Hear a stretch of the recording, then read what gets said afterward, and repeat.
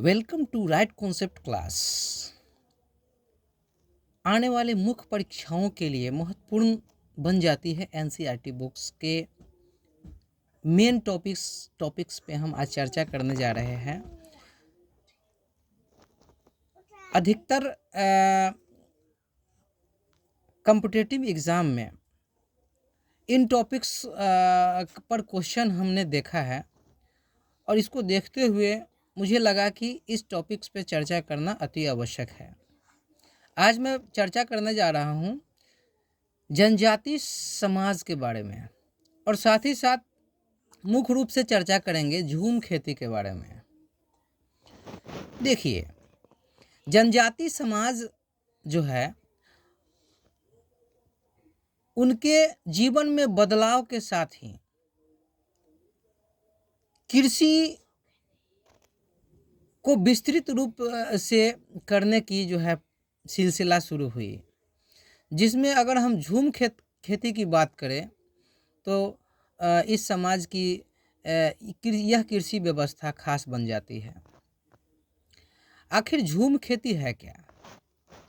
आइए हम इस बुक्स के माध्यम से जानें और साथ ही साथ हम विशेष रूप से अपने शब्दों में बताने का कोशिश करेंगे ताकि आपका कॉन्सेप्ट क्लियर हो सके।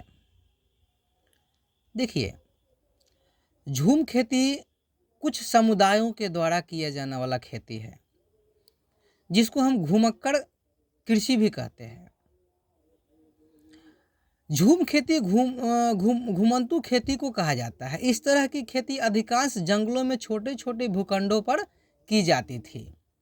ये जमीन तक धूप लाने के लिए पेड़ों के ऊपरी हिस्सों को काट देते थे और जमीन पर उगी घास फूस को जलाकर साफ कर देते थे। यानी झूम खेती का जो प्रचलन है, झूम खेती करने का जो तरीका है, उस तरीका को हम बताने का कोशिश कर रहे हैं कि जंगलों में जो है अलग अलग जगहों पे जंगलों की कटाई करके, और जंगलों की कटाई क्यों की जाती थी? ताकि धूप जो है वहाँ तक पहुँच सके। यानी भाई खेत में धूप नहीं पहुँचेगा तो खेती होगी कैसे?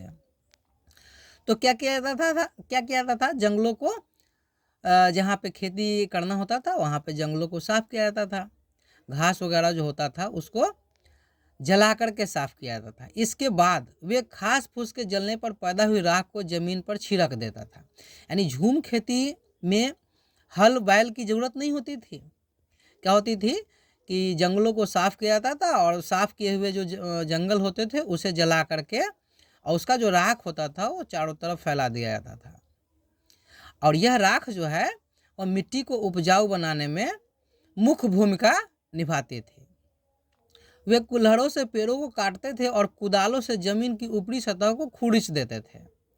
अब क्या करते थे कि कुदाल से क्या करते थे, जमीन की ऊपरी सतह को हल्का फुल्का खुरच देते थे। वे खेतों को जोतने और बीज रोपने के बजाय उन्हें बस खेत में बिखेर देते थे। अब वो क्या करते थे कि बीज को जो है बोने के बजाय वो क्या करते थे, खेत में बिखेर देते थे। जब एक बार फसल तैयार हो जाती थी तो उसे काटकर वे दूसरी जगह के लिए चल पड़ते थे जहाँ से उन्हें अभी फसल काटी थी वह जगह कई साल तक पड़ी रहती थी। देखिए, ये मेन पॉइंट बन जाता है। सवाल आते हैं, मैंने कई कंपटीशन में इन सवालों को देखा है कि झूम खेती किस तरह की खेती है।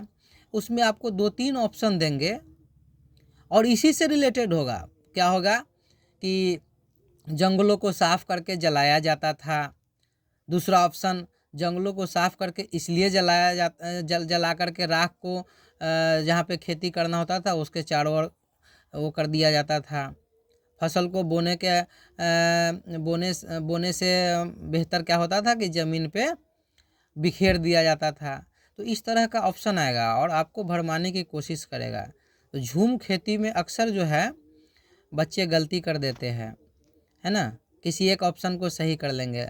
लगभग देखा गया है कि इसमें इस तरह की क्वेश्चन हमेशा आते हैं, है ना, झूम खेती से रिलेटेड। और ख़ास तौर पे ये भी पूछा जाता है कि झूम खेती का जो है विस्तृत भारत में इलाका क्षेत्र किधर है। तो उत्तर पूर्व के तरफ जो है झूम खेती का विस्तृत जो है इसका चर्चाएं हैं। वहाँ के लोग ज़्यादातर झूम खेती किया करते थे, है ना। और क्या होता था कि मतलब एक जगह खेती हो गया, उसके बाद फसल को काट वाट लिया समुदाय के लोग, और कई वर्षों तक उस जगह को पड़ती छोड़ दिया जाता था और दूसरे जगह जा कर के जो है फिर से वही क्रियाकलाप किया जाता था। यानी झूम खेती एक जगह पे होने के बाद कई वर्षों तक उसे पड़ती छोड़ा जाता था। ये पॉइंट बन जाता है। अक्सर हम लोग देखते हैं आम जीवन में कि खेती लोग करते हैं, अभी धान कर लिए, फिर अगले बार गेहूं कर लिए उसी जगह पे। लेकिन झूम खेती में ऐसा नहीं था। एक बार वहाँ पे फसल करने के बाद कई वर्षों तक वहाँ पे बंजर भूमि होता था, फिर जाकर के फिर दोबारा से यही सिलसिला होता था। और ख़ासतर यह जनजाति समाज के लोग, जो घुमंतू लोग होते थे, वो करते थे। बहुत सारे इलाकों में आदिवासी समूह पशुओं का शिकार करके और वन उत्पादों को इकट्ठा करके अपना काम चलाते थे। वे जंगलों को अपनी ज़िंदगी के लिए बहुत ज़रूरी मानते थे। उड़ीसा के जंगलों में रहने वाला खोड समुदाय इसी तरह का समुदाय था। अब खोड समुदाय की अगर बात आ जाएगी तो कहाँ के थे? उड़ीसा के थे और इसी तरह के थे। वो भी क्या करते थे? खोड समुदाय शिकारी वगैरह करते थे, शिकार का काम करते थे।